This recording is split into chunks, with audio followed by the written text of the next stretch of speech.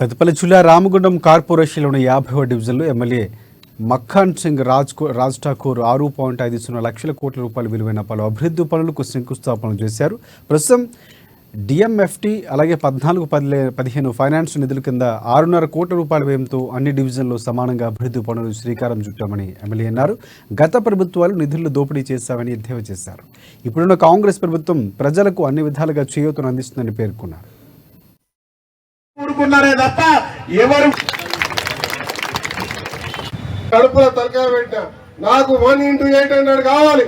శ్రీధరన్న దండం పెడుతున్నా, నా ప్రాంతం డెవలప్ కావాలంటే ఏదో ఒకటి ఇవ్వాలని చెప్పి ముగ్గురు మంత్రులు కూర్చొని 12,000 కోట్లు వచ్చినాయి ఒక లోన్ ఫస్ట్ రౌండ్ వస్తే, మొన్న ఎలివేటెడ్ కారిడార్ తో 2,500, అదే మాదిరిగా మీరాలం ట్యాంక్ సంబంధించిన దానికి సంబంధించిన డబ్బులు, అదే మాత్రం హైదరాబాద్ డెవలప్ ఇచ్చిన డబ్బులు పోతూ నాకు ఒక 150 కోట్లు మిగిలింటే పక్కకు నేను ఉన్నా అన్న దండం పెడతా 100 కోట్లు రాయమంటే 100 కోట్లు టీఎఫ్ఐడిసి రామగుండంకి రాసిన గొప్పగా చెప్తున్నాను.